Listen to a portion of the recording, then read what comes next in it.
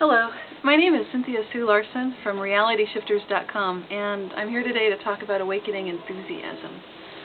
And it's been said that having enthusiasm for something and faith in something makes our lives worth living.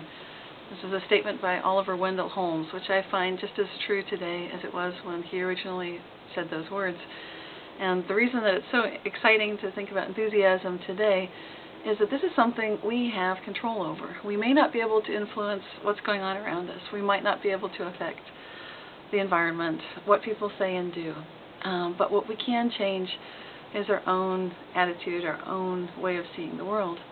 And there's some very good news in some scientific research which has been done in London by Dr. Burgess, who showed that some 20% of people who participated in the study of memory actually remember things a little bit differently, very differently than they actually were. And you might think to yourself, okay, why does it matter that our memory is a little bit off? How can that possibly be helpful to me?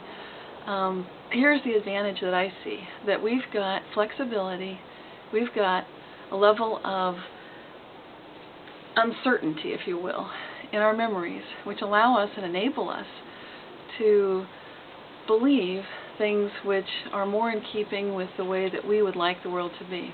And this isn't just Pollyanna optimism, although hopefulness and optimism have been linked to longer life, better health, and generally more successful careers for most people. But it's also having to do with the fact that when you know for sure that something is the way you think it is, you've locked yourself into, if you will, a reality that you might not be that happy with. It's not one necessarily that enables you to forgive yourself or others, and it might very well be one of the main causes in a number of the difficulties and further challenges in your life.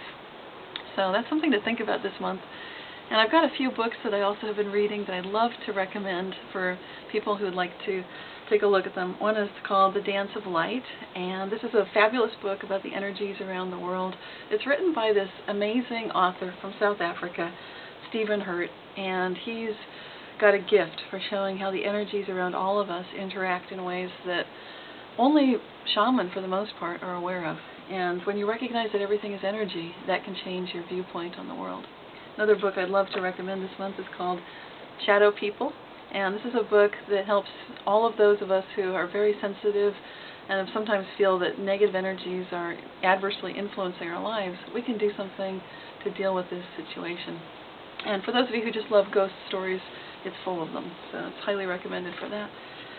And last but not least, this is a book I love called Mind Programming. It also comes with a meditation CD in the back called Serenity. It's a full-length subliminal message CD, and the subliminal messages are explained by Eldon Taylor when he goes through the background of his work in the field of advertising and some of the other things that he's done that show how sometimes very secret subliminal messages can creep into not just artwork, but also TV, radio, many of our media sources. So highly recommended as well. And until next time, looking forward to seeing how good your life can get, shifting your reality in new and more wonderful ways. Thanks a lot.